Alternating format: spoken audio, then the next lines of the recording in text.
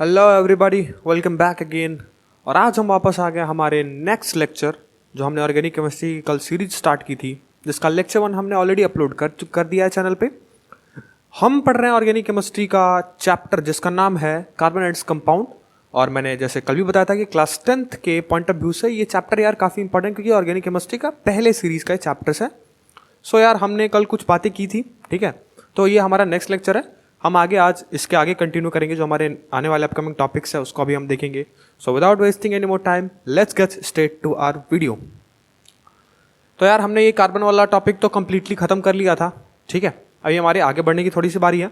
हमने covalent bond तक पूरा पढ़ा था, कोवेलेंट बॉन्ड को पूरा अच्छे से समझा था, क्या होता है कोवेलेंट बॉन्ड क्या नहीं। थोड़ा सा अगर मैं रिकॉल करूँ वापस से, तो मैं रिकॉल करके आपको बताता कि हमने कोवेलेंट बॉन्ड के बारे में पढ़ा था कि हमने इलेक्ट्रॉन की शेयरिंग की थी। तो शेयरिंग ऑफ इलेक्ट्रॉन की वजह से जो बॉन्ड बनता है उसको हम क्या बोलते हैं, कोवेलेंट बॉन्ड बोलते हैं, हमने देख लिया था। फिर टाइप्स ऑफ हमने कोवेलेंट बॉन्ड थोड़े से पढ़े थे, है ना। टाइप्स ऑफ कोवेलेंट बॉन्ड हमने पढ़ा था सिंगल, डबल और ट्रिपल, है ना। सिंगल, डबल और ट्रिपल बॉन्ड ये सब हमने देख लिया था, है ना। तो यार कल का लेक्चर जिन्होंने नहीं देखा वो जाके देखो, ऑलरेडी चैनल पर अपलोडेड है, ठीक है। सर्च करना या फिर carbon and compound by Shubham Upadhyay करके आपको वीडियो लेक्चर मिल जाएगा, ठीक है। अभी यार कल की वीडियो में मैंने एक और बात की थी कि मैंने थोड़ा सा बताया था कि कार्बन जो है, जब हमने कार्बन की कहानी स्टार्ट की थी तो कार्बन से हमको पता लगा था कि जब हमने इलेक्ट्रॉनिक कॉन्फ़िगरेशन किया था तो उसके के और एल, के शेल तो पूरा कंप्लीटली फिल हो चुका था और एल शेल में 4 इलेक्ट्रॉन बचे थे। तो जैसा मैंने बताया था कि इसको ऑक्टेट रूल, अपना ऑक्टेट रूल के हिसाब से अगर अपना स्टेबल होना है अपने आप को नेचर में, तो ये क्या करेगा कि 4 इलेक्ट्रॉन को गेन करेगा या फिर 4 इलेक्ट्रॉन को लूज करेगा। पर यार मैंने ये भी बताया था कि ये पॉसिबल नहीं था, ना गेन करना ना लूज करना, ठीक है। तो एनर्जी, क्योंकि बहुत ज़्यादा एनर्जी देनी पड़ती है हमको, तो ये पॉसिबल तो नहीं थे। तो फिर हमने एक तरीका ढूंढा था और मैंने कल बताया था कि कार्बन जो होता है वो क्या करता है, कोवेलेंट बॉन्डिंग का इस्तेमाल करता है, ठीक है, जिससे वो क्या करता है, इलेक्ट्रॉन को शेयर करता है। तो आज से आप लोग ये बात याद रखिएगा कि कार्बन हमेशा से कोवेलेंट बॉन्डिंग करता है। और कोई पूछे कि क्यों करता है तो आप लोग याद रखिएगा क्योंकि large amount of electrons gain करना या फिर लूज करना, यार 4 बहुत बड़ा नंबर है, ये पॉसिबल नहीं होता उसके लिए, ठीक है। तो अपने स्टेबिलिटी को मेंटेन करने के लिए वो कोवेलेंट बॉन्डिंग जैसे कॉन्सेप्ट का इस्तेमाल करता है। और क्या होता है कोवेलेंट बॉन्डिंग, हमने बहुत अच्छे से सीख लिया था, ठीक है। तो ये रही यार लेक्चर 1 की बातें पूरी, हमने लेक्चर 1 में पूरी कंप्लीट की थी। आज हम लेक्चर 2 में स्टार्ट करेंगे नेक्स्ट अपकमिंग टॉपिक्स क्या है हमारे, ठीक है। तो यार इसको मैं थोड़ा सा हटा देता हूं और मैं आगे बढ़ता हूं। और अब हम आगे बढ़ते हैं तो here comes up our next topic, that is versatile nature of carbon. अभी ये वर्सेटाइल नेचर ऑफ कार्बन जो हमारा टॉपिक है, इसमें 2 प्रॉपर्टीज, जैसे 2 टर्म भी लिखे हुए हैं यहाँ, टेट्रावैलेंसी, कैटेनेशन, ये लाइन बाय लाइन सब हम पढ़ेंगे। अभी होता क्या है ये, ठीक है। सबसे पहले समझते हैं यार वर्सेटाइल का मतलब। वर्सेटाइल का अगर मैं सिंपल सा मीनिंग बताऊं आप लोग को, तो वर्सेटाइल का मतलब होता है कि एक ऐसा जो जिसके अंदर बहुत तरह के गुण हो, है ना। मतलब काफ़ी यूनिक गुण अगर कह दिया जाए, या फिर अगर एक आदमी, लेट्स सपोज हम किसी भी पर्सन को वर्सेटाइल तभी बोलते हैं जब वो क्या करता है, एक से ज़्यादा गुण उसके अंदर हो, ठीक है। वो हर किसी सिचुएशन के लिए हमेशा अपने आप को रेडी रखे, ठीक है, हमेशा वेल प्रिपेयर रहे। तो वर्सेटाइल का मतलब क्या होता है कि जिसके अंदर अनेक गुण हो। तो सिमिलरली हम अभी पढ़ते हैं कि वर्सेटाइल नेचर ऑफ कार्बन, मतलब कि कार्बन का भी कुछ ऐसा नेचर है ना। अभी वो क्या नेचर है क्या नहीं अभी हम आगे पढ़ेंगे, ठीक है। इसके अंदर सब टॉपिक जो है हमारे यहाँ 2 लिखे हुए हैं, हम इसको अभी पढ़ेंगे, ये टेट्रावैलेंसी और कैटेनेशन होता क्या है। फिलहाल हमने वर्सेटाइल का थोड़ा सा मतलब समझा कि वर्सेटाइल का मतलब कि काफ़ी अधिक गुण वाला, अनेक गुण वाला, है ना। जैसे एक आदमी वर्सेटाइल तभी कहेंगे जब उसके पास बहुत सारे गुण हो, ठीक है। तो यार वर्सेटाइल होने का कारण क्या है। अब वर्सेटाइल होने का कारण का फायदा एक हमको और ज़्यादा मिलता है कि हमारे नेचर में बहुत सारे ऑर्गेनिक कंपाउंड होते हैं यार, अराउंड 5 मिलियन ऑर्गेनिक कंपाउंड है हमारे नेचर में। तो यार इतनी ज़्यादा ऑर्गेनिक कंपाउंड का होना आखिर किस कारण से पॉसिबल था। तो यहाँ मैंने एक पॉइंट लिखा हुआ है कि the existence of such a large number of organic compound is due to the following nature of carbon. यानी कार्बन के कुछ यूनिक नेचर्स होते हैं, यूनिक नेचर कह लो, यूनिक प्रॉपर्टीज कह लो, ठीक है। तो कार्बन के यूनिक नेचर और यूनिक प्रॉपर्टीज ही उनको ऐसा बनाती हैं कि वो हमारे नेचर में बहुत सारे ऑर्गेनिक कंपाउंड्स को क्या करते हैं, प्रोड्यूस करते हैं, ठीक है। तो यार कार्बन से मिलके बहुत सारे ऑर्गेनिक कंपाउंड है, आपको ये बात याद रखना है। और इसके पीछे का रीजन क्या है, तो ये कुछ नेचर शो करते हैं। अब वो नेचर्स को हमको देखना है और वही नेचर्स मैंने नीचे मेंशन किया हुआ है, जिसका फर्स्ट नेचर या फिर फर्स्ट यूनिक प्रॉपर्टी कह लें अगर हम, ठीक है, प्रॉपर्टी कहेंगे तो ज़्यादा अच्छा लगेगा।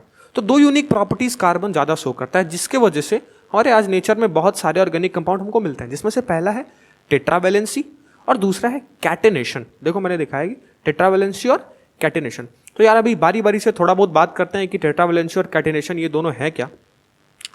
मैं बात करूं अगर टेट्रावैलेंसी की, ठीक है, तो टेट्रावैलेंसी समझो, टेट्रावैलेंसी जो शब्द है वो दो चीज से मिलकर बना है, टेट्रा प्लस वैलेंसी। टेट्रा का मतलब होता है चार, नंबर वाला चार, है ना, टेट्रा का मतलब होता है चार, और वैलेंसी का मतलब होता है, वैसे तो वैलेंसी का डेफिनेशन होता है कि the capacity to hold charges, है ना। तो वैलेंसी का मतलब बताऊं तो वैलेंसी से आप अगर सिंपल लैंग्वेज में आपको वैलेंसी याद रखेंगे तो वैलेंसी को आप ऐसे याद रख लो कि वैलेंसी का मतलब कि जितने लास्ट सेल में इलेक्ट्रॉन है उतनी उस एटम की वैलेंसी मानी जाती है। तो अगर मैं कार्बन की बात करूं तो कार्बन के लास्ट सेल में, मैंने आपको कल ही बताया था, इलेक्ट्रॉनिक कॉन्फ़िगरेशन अगर करे भी तो कार्बन के लास्ट सेल में 4 इलेक्ट्रॉन है, मतलब कि कार्बन के पास वैलेंसी कितनी है, 4 है। मतलब कि ये क्या करता है कि इसके पास कैपेसिटी कितनी है, तो 4 इलेक्ट्रॉन को होल्ड करने की इसके पास कैपेसिटी है ना। इसी को हम क्या बोलते हैं, वैलेंसी बोलते हैं। हालांकि वैलेंसी तो बहुत अच्छा सा टर्म है, बहुत लंबा सा भी टर्म है, हम इतना डिटेल में जाएंगे, हम फिलहाल समझते हैं कि वैलेंसी का मतलब क्या है। तो वैलेंसी का यहां आपको अगर मैं मतलब बताऊं तो वैलेंसी का मतलब यहां आपको होता है बॉन्डिंग से। किससे? वैलेंसी का मतलब होता है कि बॉन्डिंग से। बॉन्डिंग मतलब कि वो कितने बॉन्ड को फॉर्म करेगा। तो यहां लिखा है टेट्रा प्लस वैलेंसी, मतलब कि टेट्रा मतलब 4 और वैलेंसी मतलब कि कार्बन जो है वो मैक्सिमम 4 बॉन्ड तक को फॉर्म कर सकता है। यानी कार्बन है एक, तो ये अपने साथ 4 बॉन्ड को फॉर्म कर सकता है, और इनके बॉन्ड को फॉर्म करने के तरीके को हम 4 स्ट्रेट लाइन से डिनोट करते हैं। ऐसे एक कार्बन बना दिया और इसके आजू बाजू हमने ऐसे 4 लाइन छोड़ दी। यहाँ एक एटम आके लग सकता है, यहाँ एक एटम आके लग जाएगा, यहाँ एक एटम आके लग जाएगा और यहाँ एटम एक आके लग जाएगा। तो कार्बन जो है तुम देख रहे हो कि 4 बॉन्ड को फॉर्म कर रहा है। यानी कार्बन के पास कैपेसिटी कितनी है, 4 बॉन्ड को। यानी अगर टेट्रावैलेंसी वाले थोड़ा सा अगर हम सेक्शन में देखें तो वहां मैंने लिखवाया भी है कि the valency of 1 carbon is 4। देखो एक कार्बन की वैलेंसी कितनी होती है, 4। So it can maximum for up to 4 bond. यानी कि ये क्या कर सकता है कि एक कार्बन एटम अपने 4 केमिकल बॉन्ड को बना सकता है, और हम इस केमिकल बॉन्ड को एक सिंगल लाइन से ऐसे रिप्रेजेंट करते हैं। एक कार्बन बना देते हैं और उसके आजू बाजू ऐसे 4 लाइन हम ड्रॉ कर देते हैं, ठीक है। और इन चारों लाइन के अंदर हम एक एक एटम जो है वो क्या कर सकते हैं, फिल कर सकते हैं, ठीक है। अब ये बॉन्डिंग जो होती है, इस बॉन्डिंग के अंदर हम हाइड्रोजन से के साथ भी बॉन्डिंग करा सकते हैं, है ना। और कई सारे हेलोजन्स आते हैं। हेलोजन्स का अगर मैं कहूँ तो हेलोजन्स में ज़्यादातर क्लोरीन, ज़्यादातर क्या यार यही हेलोजन्स होते ही हैं, ठीक है। इनको हेलो ग्रुप कहा जाता है। Chlorine, bromine, iodine, fluorine, simply जो नोबल गैसेस वाले एरिया में हम हमारे आते हैं, ठीक है। तो इनको हम क्या बोलते हैं कि हेलोजन्स बोलते हैं। हालांकि हम नोबल गैस तो नहीं कंसिडर करेंगे, पर हेलोजन्स मतलब कि ये इनके खास ये ग्रुप नंबर 18 वाले एलिमेंट होते हैं। ये बड़े क्लास की बात है, ठीक है।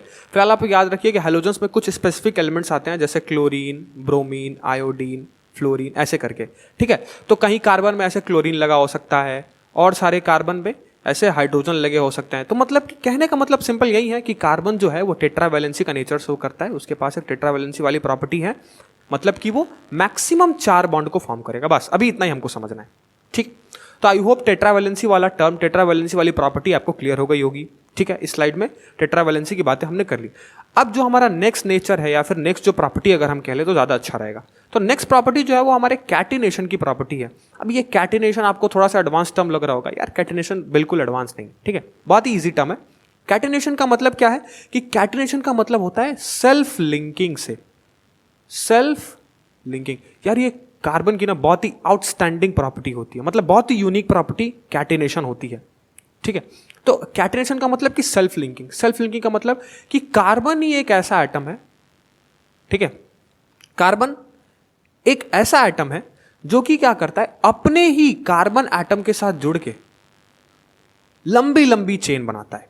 जैसे कि लेट्स सपोज ये कार्बन है, ये एक और कार्बन से जुड़ गया, ये वाला कार्बन एक और कार्बन से जुड़ गया, ये वाला कार्बन एक और कार्बन से जुड़ गया, वैसे ही ये वाला कार्बन एक और कार्बन से जुड़ के बहुत लंबे लंबे चेन को फॉर्म करता है, ऐसे बहुत ही लंबे लंबे चेन को फॉर्म करता है।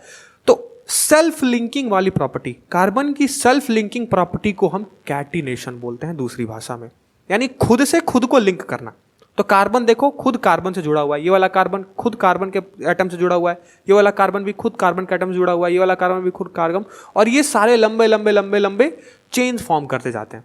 तो यार कैटनेशन का मतलब सिंपल यही है कि the property of self linking of carbon atom to form long chain is known as catenation. समझ आया कि कैटनेशन का मतलब क्या? कैटनेशन का शब्द जहां है आपको बस सेल्फ लिंकिंग याद रखनी है। सेल्फ लिंकिंग टिक करेगा दिमाग में तो आप समझ जाएंगे कि सेल्फ लिंकिंग का मतलब कि खुद से खुद को लिंक करना, और ये बहुत ही यूनिक प्रॉपर्टी, बहुत अच्छी प्रॉपर्टी होती है कार्बन के अंदर ये। ठीक है, अब ये जो लॉन्ग चेन होते हैं ना यार, ये लॉन्ग चेन तुम्हारे स्ट्रेट चेन भी हो सकते हैं।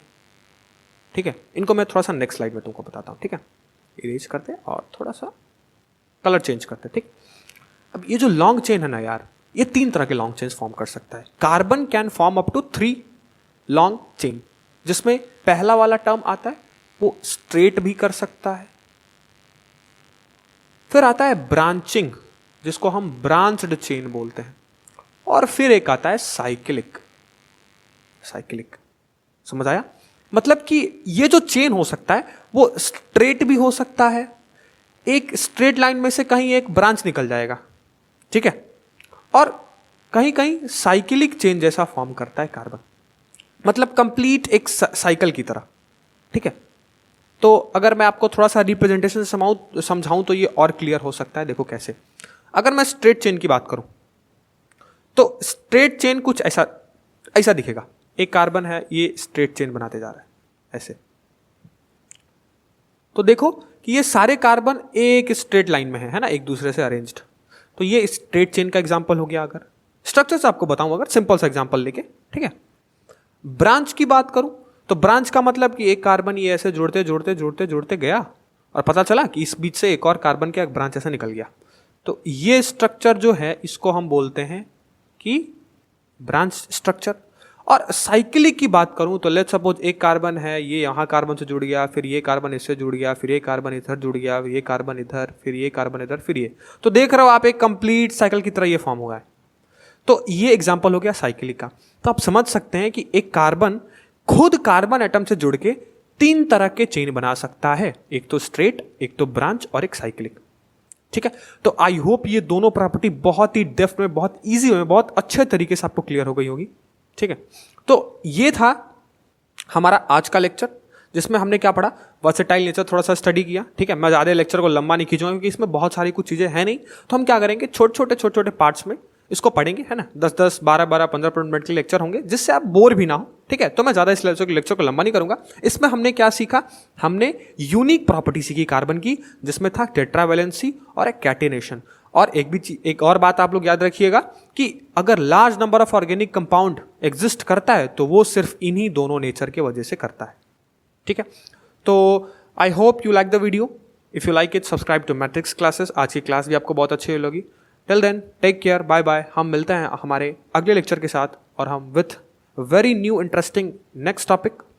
ठीक है, till then, take care, see you soon.